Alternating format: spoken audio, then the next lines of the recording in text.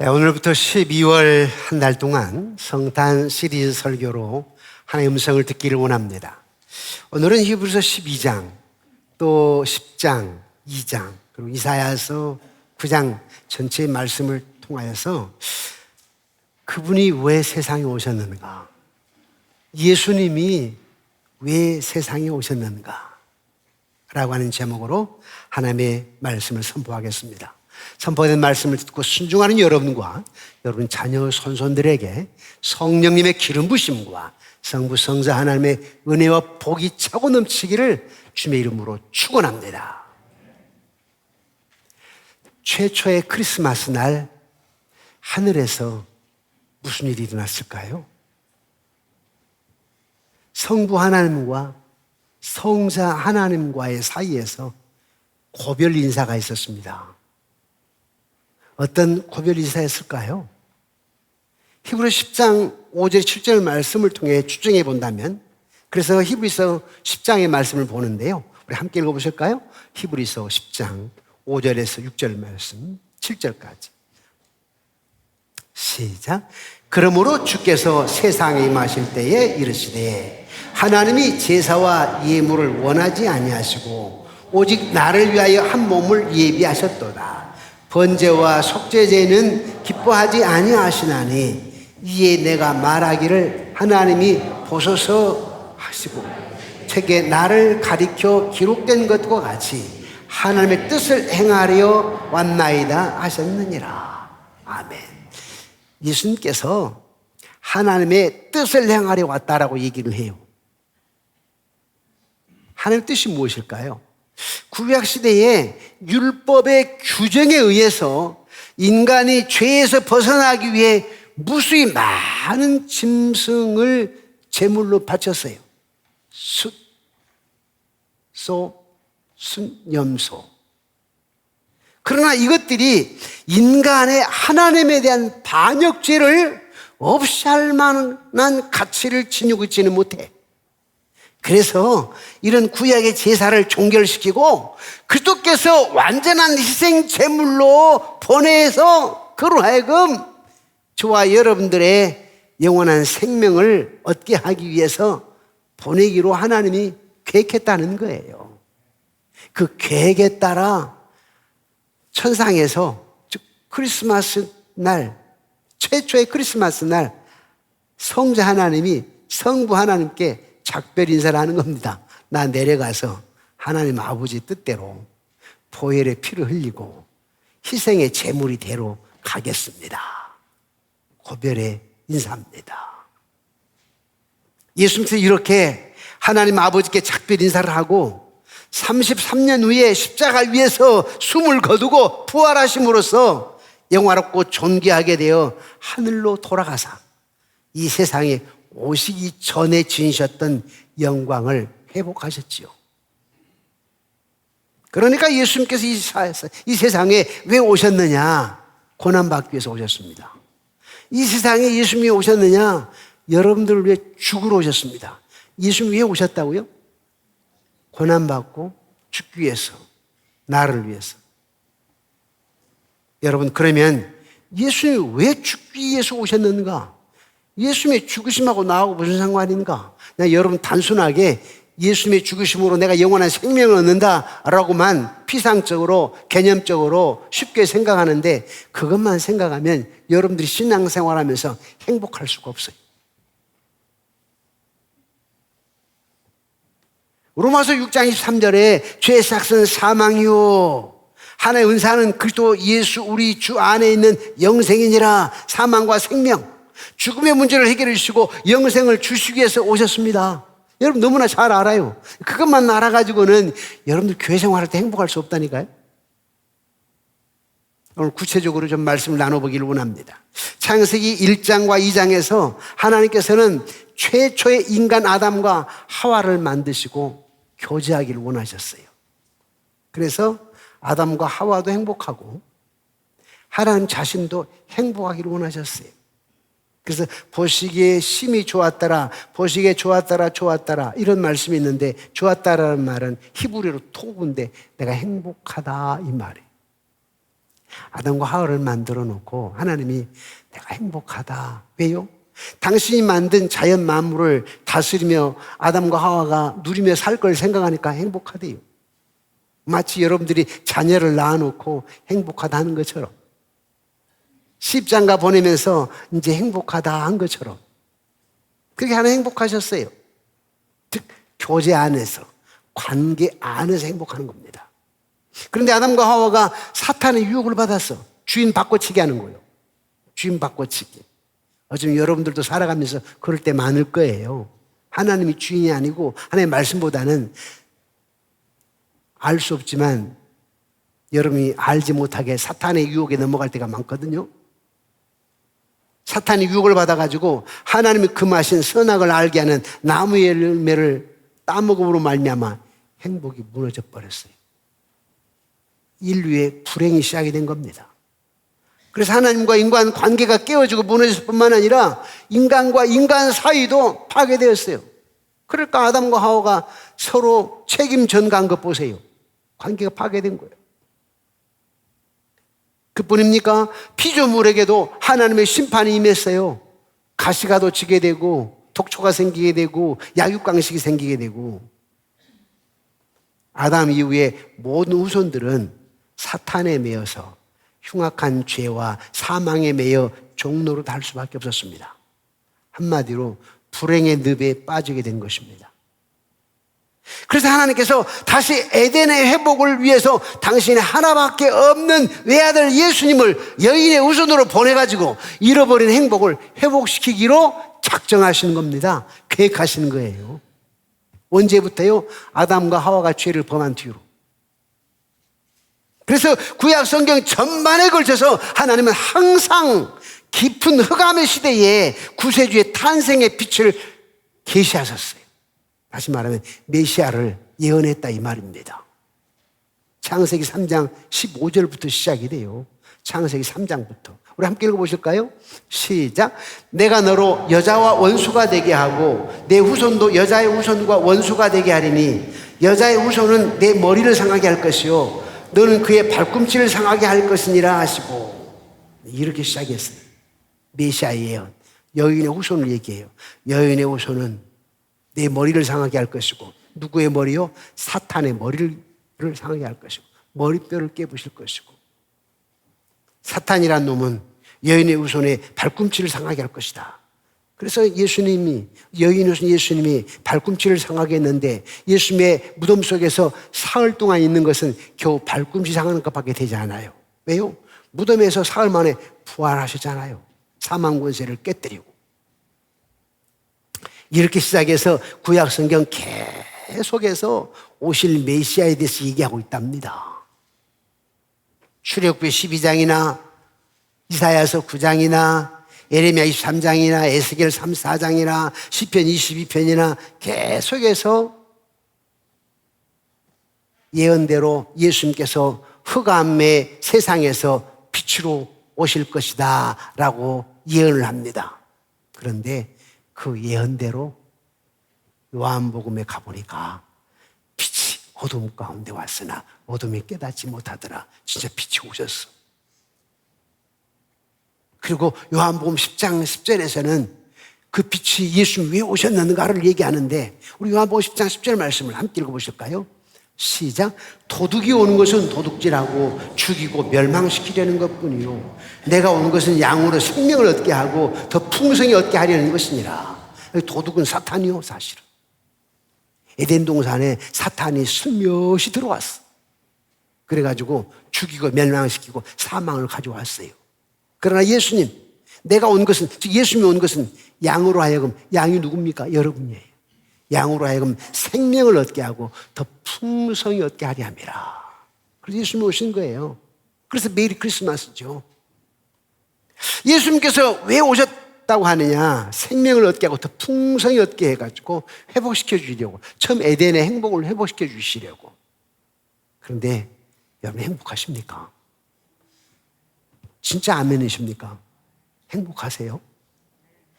쉽지가 않지요.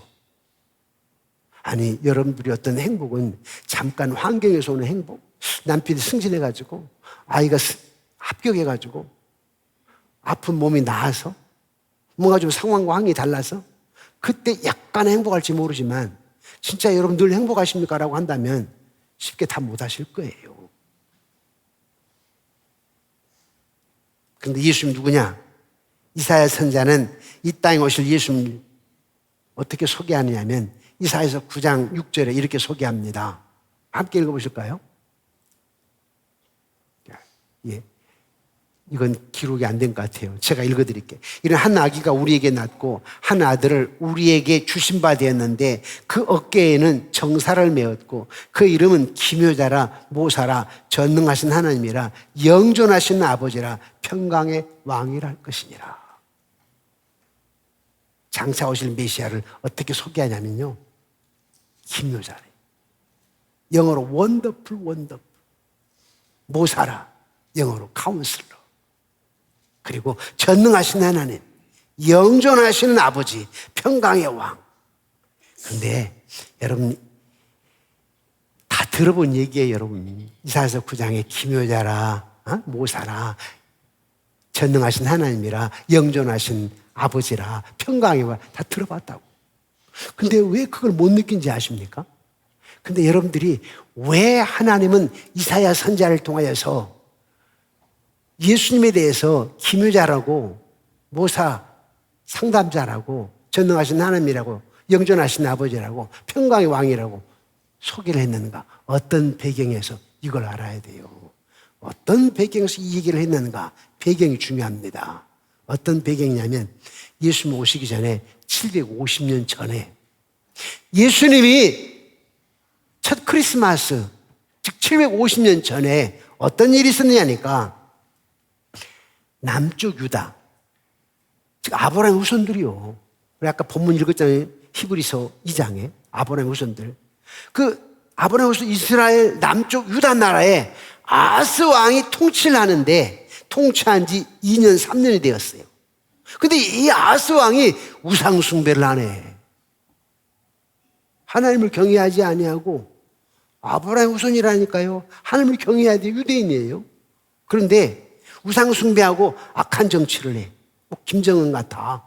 김일성처럼. 그런데 하나님은 왕이나 백성들이 교만하거나 우상 숭배하거나 혼음하게 되면 꼭 전쟁이나 전염병이나 기근으로 심판한다고 얘기하고 있어요. 구약 성경에 보면. 그래서 하나님 남쪽 유다 나라를 심판하시는데 어디를 심판한다고요? 남쪽 유다 나라. 어떻게 심판하시냐니까 아람 나라 르신 왕, 북쪽 이스라엘 나라 베가 왕이 서로 동맹을 맺고 점령에 들어왔어요. 침략에 들어왔어요. 러시아와 북한이 손잡고 한국을 점령한다. 비슷해. 그러다 보니까 아스 왕이 간담이 서늘해졌어요. 무서웠습니다. 두려웠습니다. 그때 하나님께서 아스 왕에게 이사야 선지자를 보낸 거예요. 오늘날로 말하자면 주의 종 메신저를 보내는 거예요. 목사를. 이사야 선지자를 보내가지고 두려워 말라. 하나님 의지하라. 라고 얘기합니다. 그러면서 뭐라고 하셨느냐면 이사야서 7장 4절인데요. 7장 4절 함께 볼까요? 시작. 그에게 이르기를 너는 삼가며 조용하라. 르신과 아람과 르말리아의 아들이 심히 노력할지라도 이들은 연기나는 두 부지깽이 그루터기에 불과하니 두려워하지 말며 낙심하지 말라. 쳐들어온 연합군 아람 나라의 르신 왕, 북쪽 이스라엘 베가 왕, 베가 왕의 아버지가 르말리아예요. 르말리아 아들이 심히 노할지라도 말이야. 그래 쳐들어간다 할지라도 두려워하지 마라. 왜냐? 그들은 말이야 연기나는 두 부지깽이 그루터기가 똑같아. 우리 젊은 사람들은 부지깽이란 말 잘 모를걸요. 옛날에 시골에서 부엌에서 나무 불을 뗍니다. 그러면은 불 잘 타게 이렇게 나무를 뒤집고 뒤집게 하는 부지깽이가 있어요. 근데 오래 하다 보면 부지깽이가 다 타버려. 그런데 아스 왕아, 쳐들어온 아람 나라의 르신 왕, 그리고 아람 나라, 그리고 북쪽 이스라엘, 베가 왕, 르말리아의 아들 두루 할 거 없어. 그들 두 사람, 두 왕 말이야. 두 부지깽이나 다름없다니까? 이 말 하는 거예요. 그러면서 하시는 말씀이 장차 오실 메시아는 기묘자라. 원더풀, 원더풀. 전능하신 하나님, 상담자, 영존하신 아버지, 평강의 왕이라. 이걸 얘기한 겁니다. 무슨 말이요? 너와 함께하는 하나님은 전능하신 하나님이야. 너의 상담자라니까. 육신의 아버지야 영원히 존재할 수 없지만은 하나님이 영원히 존재하는 영존하신 아버지라니까. 너 지금 두려워하잖아. 평강이 없잖아. 너의 하나님 평강의 하나님이야. 그걸 얘기하는 거예요. 그렇다면 여러분, 자, 성탄절. 그냥 뭐 케이크 하나 잘라놓고, 뭐 성탄 추리 하나 만들어 놓고, 뭐 성탄 노래하고, 이렇게 끝날 게 아니에요.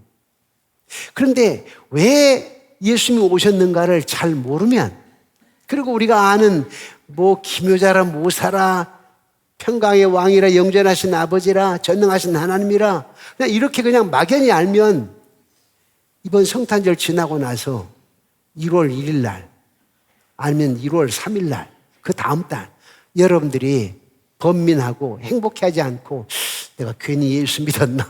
교회 다니고 싶지 않다. 직분 그냥 내려 팽개쳐야 되겠어. 이러고 말아요.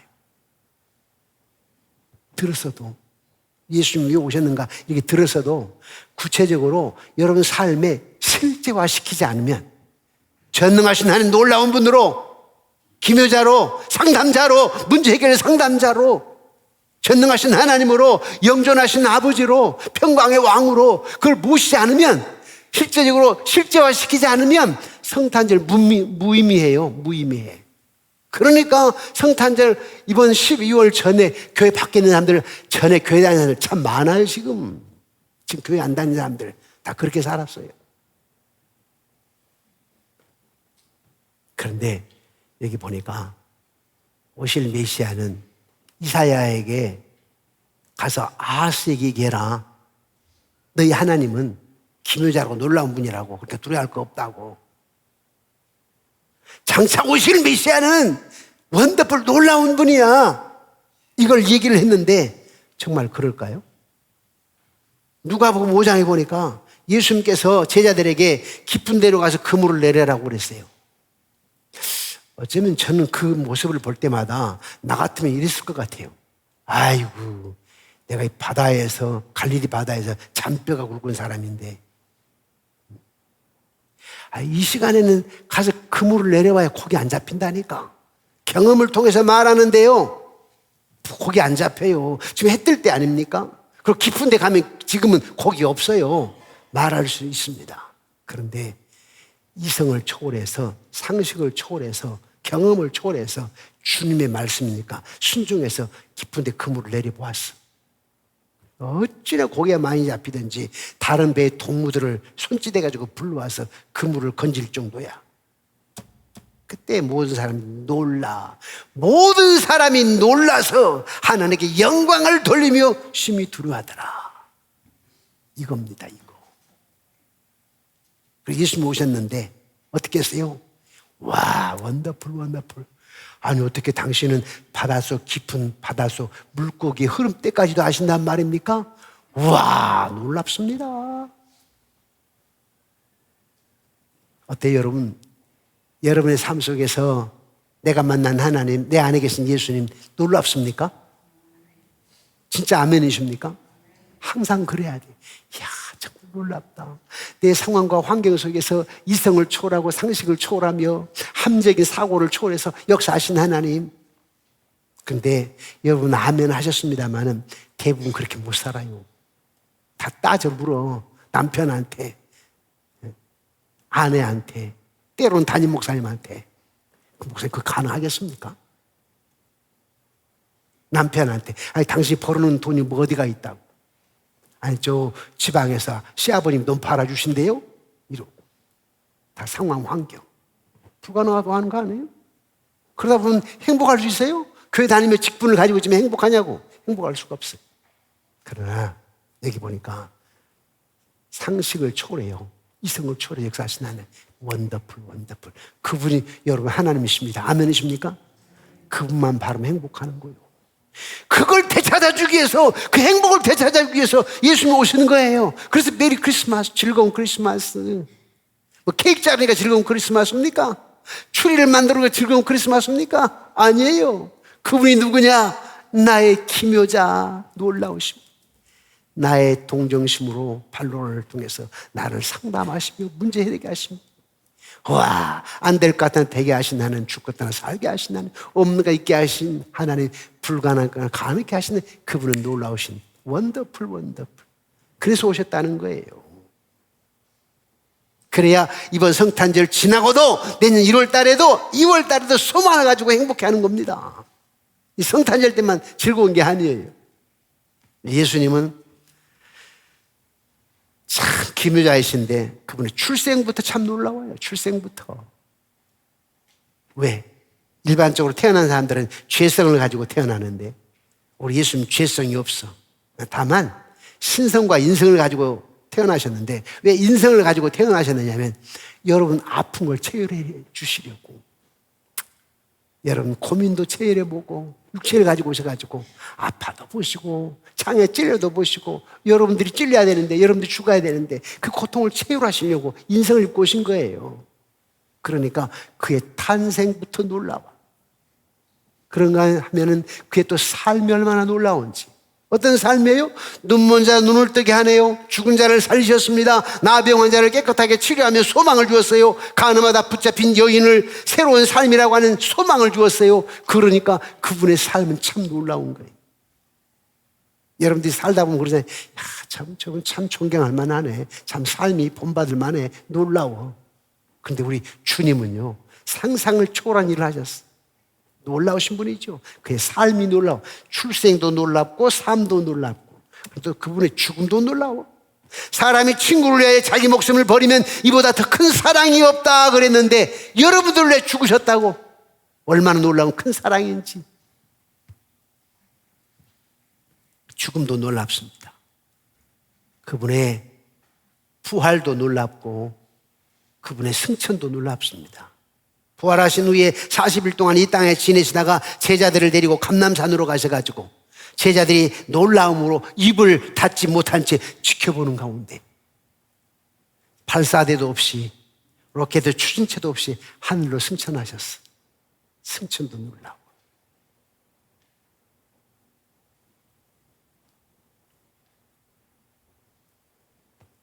그분의 이름이 또 뭐냐면 모사랍니다. 아까 첫 번째는 기묘자, 원더풀. 두 번째는 모사, 카운슬러. 동정하실 줄 아시는 분, 상담사예요. 또 그분의 이름은 전능하신 하나님. 왜 전능하신 하나님이요? 죄를 이길 수 있으시며 사탄을 멸망시키시며 사망을 없이 하시며 병을 고치시며 기도 응답하신 하나님, 전능하신 하나님. 또한 주님은 영존하신 아버지, 영생을 주시는 생명의 근원 되시는 아버지, 그리고 평강의 왕. 사람과 사람 사이에 평강이 없어. 사람의 심령 속에 평강이 없어요. 이 세상에 평강이 없어요. 그런데 예수님은 평강의 왕으로 오셨답니다. 여러분 심령 속에 평강 주려고.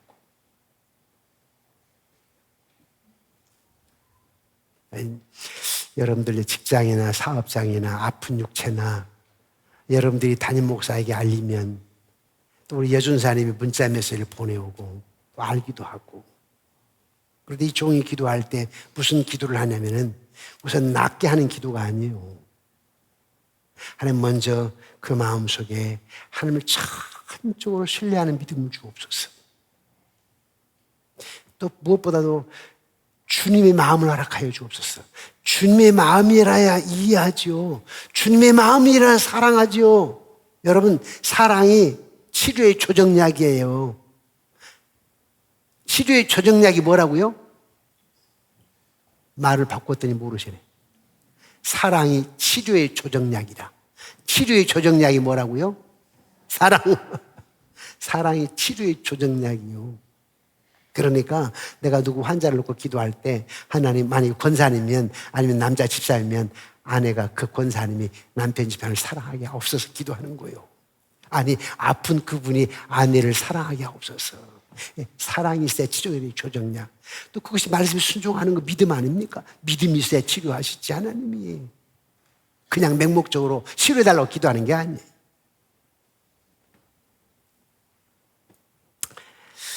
구약에 그런 분이 오신다고 예언했는데요. 그 예언대로 예수님이 오셨네. 그래서 신약성경에 그분이 오셨다고 하는데 예수님은 자신을 어떻게 소개하고 있어요? 생명의 떡이랍니다. 자, 구약성경에 하나님 이사야를 통해서 기묘자라, 모사라, 전능하신 하나님이라, 영존하신 아버지라, 평강의 왕이라라고 소개를 했다고? 구약에. 근데 신약에. 그럼 그런 하나님 오셔야 될 거 아니에요? 여러분 평강하려면 어떻게 해야 돼요? 떡도 있어야 될 것이고 빛도 있어야 될 것이고 진리가 있어야 될 것이고 나의 목자가 되셔야 될 것이고 문이 되셔야 될 것이고 그래서 예수님 딱 오셨어. 예수님 오셔가지고 자신을 요한복음에 어떻게 소개한지 아십니까? 생명의 떡이랍니다. 생명의 떡. 이것도 많이 들어보셨어요, 여러분. 생명의 떡이란 말. 그것만 가지고 여러분들이 행복을 누릴 수가 없어요. 그것만 가지고 여러분들이 기쁨을 누릴 수가 없어. 근데 배경을 알아야 돼. 예수님이 어떤 배경에서 생명의 떡이라고 하는지 아십니까? 예수님께서 많은 병자를 고쳤네. 눈먼 소견을 눈을 뜨게 하시고 귀머를 뜨게 하시고 앉은 배 일으켜 세우시고 중병자를 고치시고 귀신을 내어 쫓으시고 많은 사람들을 고쳐서 죽은 자를 살리시고 그러다 보니까 많은 사람들이 모여. 그런 무리를 보시고 예수님께서 보리떡 5개 물고기 2마리로 5,000명을 먹이고도 남기셨어요. 그러자 와 사람들이 놀라고서는 다음날 또 찾아왔어. 그 떡 먹어봤잖아. 에? 고기 먹어봤잖아요. 그러니까 다음날 또 많은 무리들이 예수님께 찾아 나왔어요. 그때 예수님께서 너희가 나를 따르는 것은 기적을 본 것이 아니고 떡을 먹고 배부른 까닭이로다. 그러면서 하시는 말씀이 나는 생명의 떡이다 라고 얘기한 겁니다. 육신의 양식 이상으로 생명을 주신 분이시다 이 말이에요. 영원한 생명은 그다지 크게 우리에게 감동을 주는 것 같지 않아요, 보니까. 성도님들이. 네. 특히 연세 드신 분들이. 2주 전에 우리 한 분이 예수 믿은 지 얼마 안 됐는데요. 제가 찾아가면 그렇게 기뻐하세요. 얼마나 좋아하시는지 몰라요. 예수 믿은 지 1년 한 반 됐나요? 그런데 천국에 대해 소개하니까 아멘. 그리고 지난주죠. 천국 가셨지요. 근데 저는 그분을 보면서요. 야, 이분은 믿은 지 얼마 안 됐는데도 이렇게 천국을 사모하게 되고 아멘하게 되고 기뻐하게 되고 그 속에서도. 그런데 다 이랬으면 좋겠다는 생각이 종의 마음인데 그러기가 쉽지 않아요.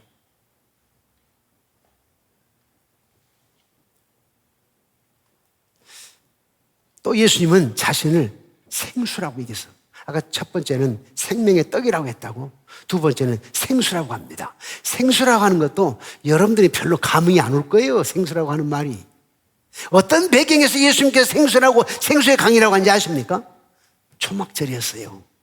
초막절에는 어떤 의식의 행사가 있었느냐면 사람들이 나무를 꺾어가지고, 큰 가지를 꺾어가지고 머리 위에다 이렇게 치고 손으로 쥐고 장막을 생각하면서, 저는 우리 조상들 광야에서 40년 동안 초막 생활, 장막 생활 했잖아요. 그때 하나님 인도했다고 해가지고, 그 초막에서 인도했다고 해가지고 그걸 기념하면서 초막 모양을 이렇게 뭐 나무로 가지를 꺾어서 이렇게 우리 텐트처럼 이렇게 했다거나 이런 식으로 표시를 해요. 그리고 예루살렘 성전으로 가. 초막절이 되면 예루살렘 성전으로 가니까 제사장이 나오면서, 제사장이 약 1리터의 물병을 가지고 나오면서 어디로 가냐니까 실로암 물가로 갑니다. 그러면 다 뒤에 따라가요. 제사장 뒤를 따라가. 그럼 제사장은 실로암 여목가에서 물을 담아가지고 다시 예루살렘 성전을 향해서 옵니다. 모든 사람들이 그의 뒤를 따라서 예루살렘으로 들어와 성전 제단으로 걸어 들어갈 때 많은 사람들이 기쁨으로 구원의 우물에 물을 기르러다. 구원의 우물에서 물을 기르리로다.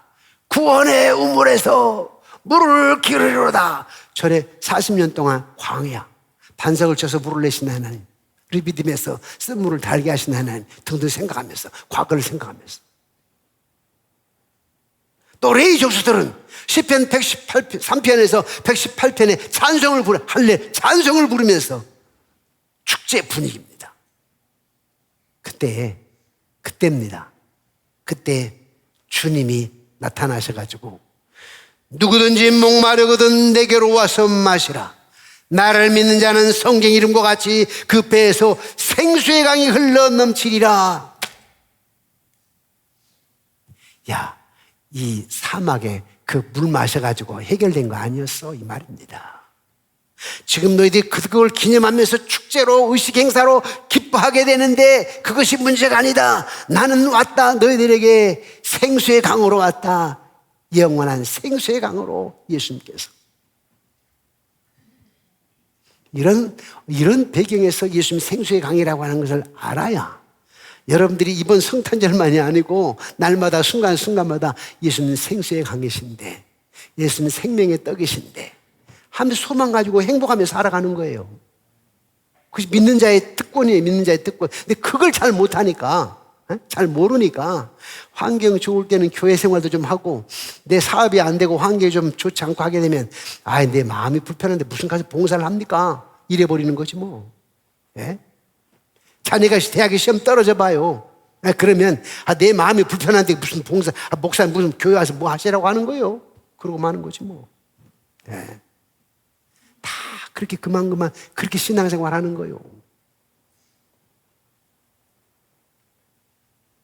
사막에서 물을 본 자가 물을 향해 달려가가지고 생수를 마시면 목마름을 해소할 수 있듯이 생수이신 예수님께 달려나오게 되면, 예수 믿게 되면, 마음에 보시게 되면 영적인 기갈이 해소돼가지고 영생과 죄사함과 소망과 사랑과 천국과 죄에서의 자유와 깨끗한 양심을 얻는다라고 하는 것을 지금 얘기하고 있는 거예요. 아멘이십니까? 네. 예수는 또 자신을 세상의 빛이라고 합니다. 아까 생명의 떡이라고 그랬죠. 두 번째 생수의 강이라 생수라고 그랬죠. 세 번째는 세상의 빛이라고 그래. 이 세상의 빛도 어떤 백에서 말씀하는지 아십니까? 여러분 많이 들었지 뭐. 요한복음에 빛이 어둠 가운데 와서나 어둠이 깨닫지 못하더라. 예수님 빛이시네. 다 들었죠. 다 들으셨어요. 그런데 그게 내 삶 속에 왜 실제화를 못하고 있느냐? 배경을 모르니까. 어떤 배경에서 예수님이 빛이라고 한지 배경을 잘 모르면 여러분 삶 속에서 머리 개념으로는 예수님 빛이 알지 뭐. 그런데도 왜 실제화를 시키지 못하느냐? 배경을 모르기 때문에 그래요. 명절 이튿날이었어요. 예수님께서 언제 내가 세상의 빛이라고 했느냐면 명절 이튿날이에요. 이튿날에는 성전에는요 이방인의 뜰이 있고 여인의 뜰이 있어요. 이방인들 온 지역 거기까지만 와. 그 다음에는 여인의 뜰이 있어. 여인들까지만 오는 뜰. 근데 그 여인의 뜰에서 큰 촛대를 이렇게 세워놓고 부인들의 뜰에서 촛대 곁에서 이렇게 축제를 하는 거예요. 어떤 축제냐면 불기둥으로 인도했다고. 광야에 있을 때, 우리 조상들 광야에 있을 때 구름기둥, 불기둥으로 인도했다고. 그 촛대를 기둥처럼 세워놓고 불을 밝혀놓고 그러면 성전 꼭대기로부터 발산되어서 마치 예루살렘 성 안에서 다이아몬드를 만든 것처럼 쫙 빛나는 거예요. 그러면서 좋아해. 그때 예수님께서 나타나셔가지고 나는 세상의 빛이니 나를 따르는 자는 어둠에 다니지 아니하고 생명의 빛을 얻으리라. 그런 배경에서 세상의 빛이라고 하는 거예요. 그래서 여러분들은 어떤 상황 속에서든지 예수님 나의 빛이라고 생각을 해야 돼. 그래 행복해요. 날마다 삶 속에서 물론 우리가 완전할 수는 없지만은 순간순간마다 예수님이 나의 빛이야. 어둠 가운데 빛이야. 우리 사업장에 어둠이 있지. 그럼 우리 주님 빛이야. 내 마음에 육체에 고통이 있어. 어둠이지. 내 마음에 어둠이 있어. 그러나 우리 주님은 빛이시지. 그래야 소망이 넘치며 그때 또 주님이 내 믿음대로 되라라고 하신 거 아니에요? 내 믿음대로 되라. 한번 가만히 보세요. 정말 어렵다 할 때 가만히 보세요.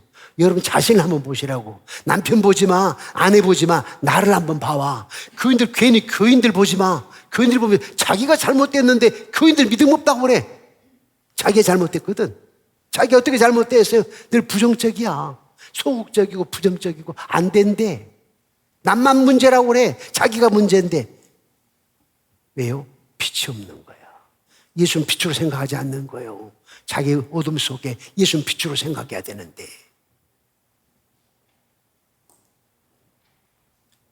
빛 대신 예수 그리스도, 그 그리스도 안에 있으면 여러분의 소망이 넘칠 줄 믿습니다. 아멘이십니까? 오늘 이 위에 달라져야 돼요. 예수님 또 자신을 선한 목자라고 그랬어요. 선한 목자라. 무슨 말입니까? 목자는 항상 그때 지팡이와 막대기를 가지고 다녔는데요. 여러분 종종 말씀을 드렸습니다마는 목자는 지팡이와 막대기를 가지고 다닌다고. 작년 재작년에 우리 교회에서 이스라엘에서 가져온 그 막대기랄지 지팡이랄지 많은 거 가져 전시를 했죠. 막대기 보셨나요? 손끝에서 팔꿈치까지 길이로 막대기가 있었어. 한쪽은 주먹처럼 뭉뚱했고 한쪽은 날카롭게 송곳처럼 깎아져 있었죠. 보셨을 거예요. 그게 막대기야. 그 막대기는 어떻게 사용하느냐면 사용 용도가 있어요. 자, 양을 몰고 들판으로 갑니다. 근데 풀이 없어. 그러니까 몇 날 며칠 가지 멀리까지. 바로 못 돌아오잖아요. 그러니까 임시 천막처럼 쳐놓고 거기에 이제 우리들을 드리는 거 아니에요. 우리의 양들을 이렇게 들어오게 하는데 이제 낮에 다니면서 어디 넘어지고 다친 데 없나, 다리에 부상당한 거 없나 해가지고 막대기로 이렇게 걷어봐. 다리 같은 거 이렇게. 그 다음에 양들이 함께 이렇게 몰아올 거 아니에요. 막대기로 제재를 해. 한 마리씩 들어오게 막대기로 이렇게 해. 그 막대기로 제재를 다리도 보고 가슴도 보고 이렇게 하면서 다친 데가 없나. 목자는.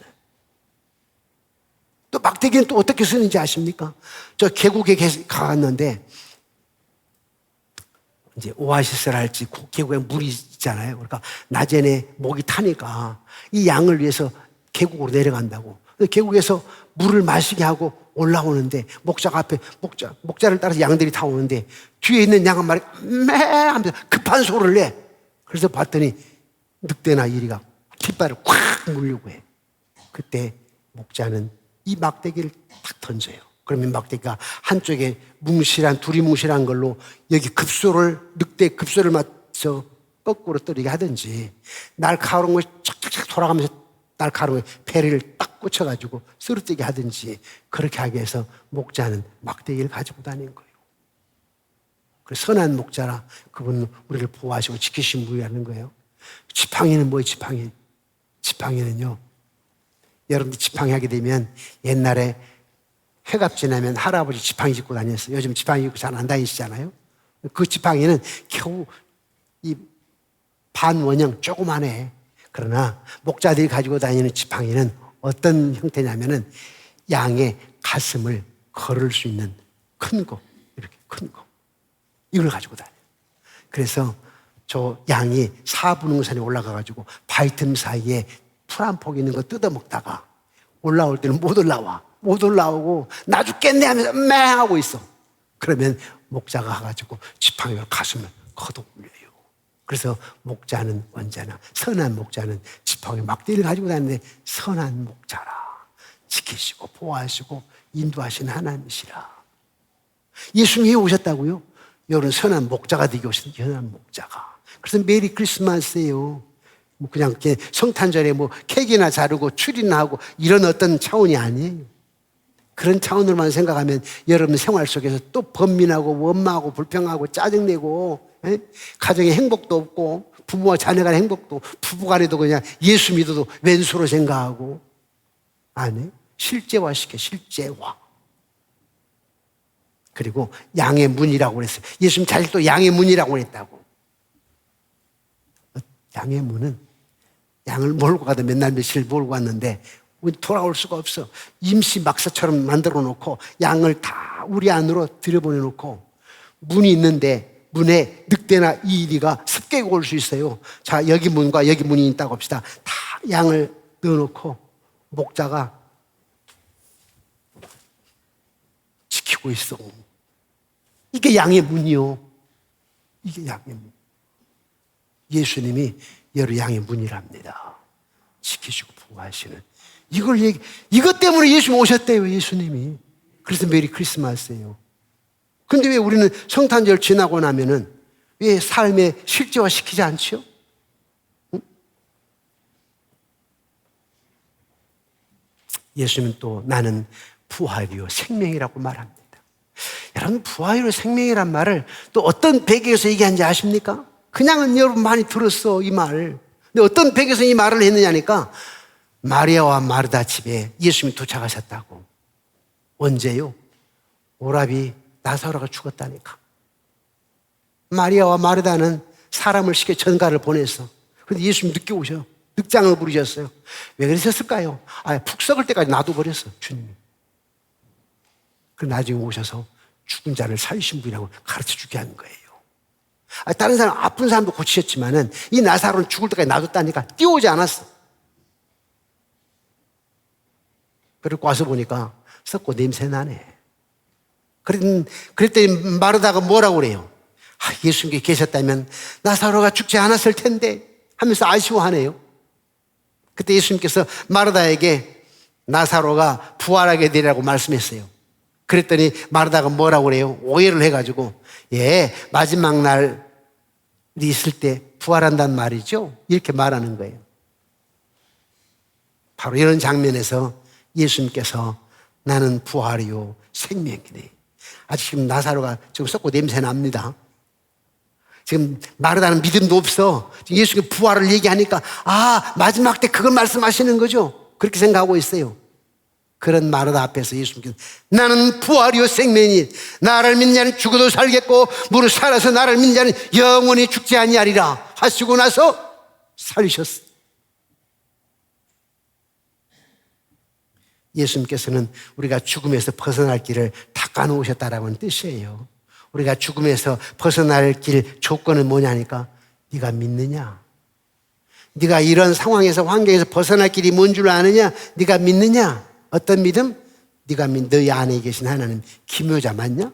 네 안에 계신 하나님 모사 상담자 맞아? 네 안에 계신 하나님 전능하신 하나님 맞냐고? 네 안에 계신 네가 믿는 하나님 영존하신 아버지야? 네가 믿는 하나님 평강의 왕 맞아? 그럼 너 지금 네 가정에 평강이 있어? 네 마음에 평강이 있어? 믿는 거예요. 그걸 네가 믿느냐 이거예요. 네 안에 계신 예수님 생명의 떡 맞아? 네 안에 계신 예수님 세상의 빛 맞아? 네 안에 계신 예수님 양의 문 맞냐고? 네 안에 계신 예수님 선한 목자 맞니? 네 안에 계신 예수님 생명이며 길이며 진리인 것 맞아? 부활 맞냐고? 불가능을 가능케 하신 하나님을 믿느냐고? 안 될 것 같다는 되게 하신 하나님 믿느냐고? 없는 것 같다는 있게 하신 하나님 믿느냐고? 죽을 것 같다는 살게 하신 하나님 믿느냐고? 믿음의 조건이 벗어날 수 있는 조건이 믿음이다. 무릇 살아서 나를 믿는 자는 영원히 죽지 않느냐. 사랑하는 성도 여러분, 그를 영접한 자에게 크리스마스는요, 예수 그리스도가 여러분 삶 가운데 참된 실제가 되는 것입니다. 이 중요한 부분은 결론이에요. 크리스마스가 뭔지 아세요? 여러분 삶 속에 예수님이 참된 실제가 되는 거예요. 어떤 참된 실제요? 기묘자, 놀라우신 분. 내 문제 해결자 상담자. 전능하신 하나님. 내 육신의 아버지는 떠나셨어. 그러나 하나님은 영존하신 아버지야. 그리고 그분은 평강의 왕이야. 그걸 실제화시켜야 된다고? 부부 사이 평강 있냐 이거예요. 그걸 실제화시켜야 된다고요? 교회 평강 있습니까? 여러분 지금 묻겠습니다. 여러분 지금 교회 생활에 평강이 있습니까? 혹시 누구 원망하고 미워하고 평강이 없는 거 아닌가요? 오늘 예배 드리러 오신 여러분들, 그 하나님 평강의 왕을 실제화시켜야 돼요. 그게 의미가 있어요. 크리스마스 의미는 바로 그런 거예요. 뭐 케이크 하나 잘라놓는 거, 추리 하나 만드는 거, 뭐 단일종에 땡땡땡 해봐야 무슨 소용이 있어요. 왜 오셨는데 예수님이? 실제화시켜라.